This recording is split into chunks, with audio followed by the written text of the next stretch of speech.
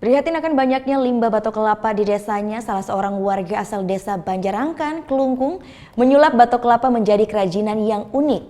Kerajinan batok kelapa ini pun merambah pasar ekspor, salah satunya ke negara Jepang.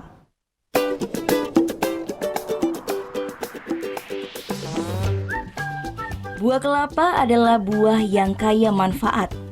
Hampir semua bagian buah kelapa berguna, tak terkecuali batoknya. Gede Suryawan, warga desa Banjarangkan Kelungkung, memanfaatkan batok kelapa menjadi sebuah kerajinan unik. Ide dari kerajinan ini berawal dari keprihatinannya melihat limbah batok kelapa yang dibuang begitu saja, tanpa dimanfaatkan. Di tangan terampilnya, sejak tahun 2007, Gede Suryawan mulai mengubah batok kelapa menjadi kerajinan dan cenderamata. Seperti mangkuk, gantungan kunci, tempat pulpen, gelas, hingga topeng dari batok kelapa.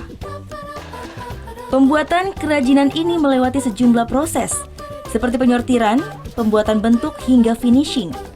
Karena bentuknya yang unik, kerajinan ini pun kian diminati. Tak hanya dijual ke pasar lokal, hasil kerajinan ini juga merambah pasar ekspor, salah satunya ke negara Jepang. Dominan produk yang dilayang laku itu adalah mangkok, berupa bul ya, mangkok-mangkok dari batok kelapa, itu yang paling laris.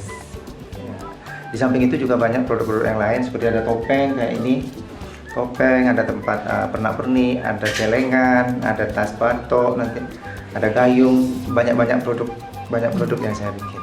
Agen-agen pembelian tuh kami memasarkan keluar. Negara tujuannya itu yang paling laris waktu dulu itu adalah ke Jepang. Dalam sehari, Gede Suryawan bersama belasan karyawannya dapat membuat 100 buah kerajinan batok kelapa dengan bentuk yang berbeda-beda. Harga yang dibanderol untuk satu buah kerajinan batok kelapa bervariasi, mulai dari Rp5.000 hingga puluhan ribu rupiah, tergantung bentuk dan ukuran. Maka tak heran, keuntungan yang didapat dari kerajinan ini mencapai belasan juta rupiah per bulannya.